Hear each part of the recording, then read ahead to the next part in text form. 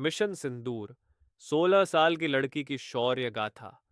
भारत की धरती पर नारी शक्ति की अनेक गाथाएं बिखरी पड़ी हैं।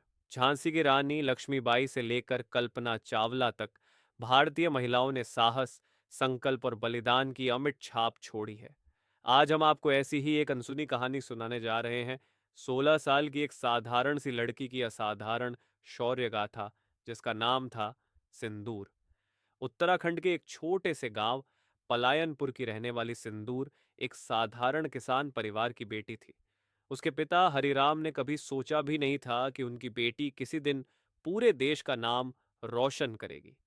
मां सावित्री देवी का सपना था कि उनकी बेटी पढ़े लिखे और आत्मनिर्भर बने। सिंदूर बचपन से ही अलग सोच रखती थी। जहां गांव की लड़कियां गुड़ियों से खेलती थीं, वहीं सिंदूर किताबों में उलझी रहती थी। कभी भगत सिंह की जीवनी पढ़ती, तो कभी कल्पना चावला की उड़ानें। उसे देशभक्ति का जुनून विरासत में मिला था। एक दिन स्कूल से लौटते वक्त रास्ते में कुछ बाहरी लोग गांव के जंगलों में संदिग्ध गतिविधियां करते दिखे। सिंदूर ने चुपचाप उनके हाव भाव को नोट किया। वह समझ गई कि ये लोग नक्सली या आतंकी गतिविधियों से जुड़े हो सकते हैं।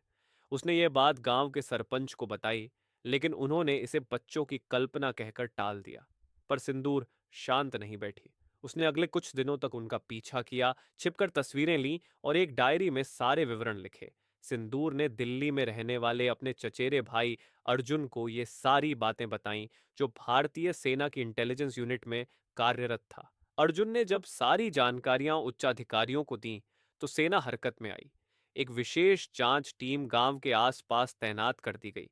लेकिन दुश्मन बहुत चालाक थे। उन्होंने सेना की उपस्थिति भांप ली और अपनी गतिविधियों को और भी गुप्त कर दिया।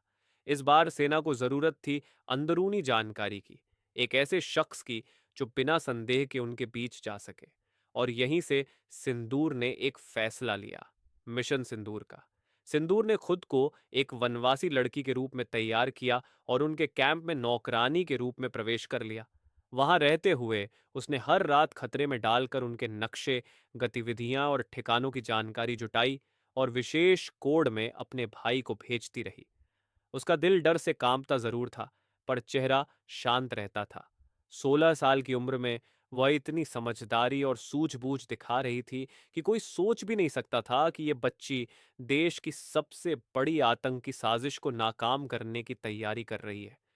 करीब 3 हफ्तों तक जानकारी जुटाने के बाद एक दिन दुश्मनों को सिंदूर पर शक हुआ।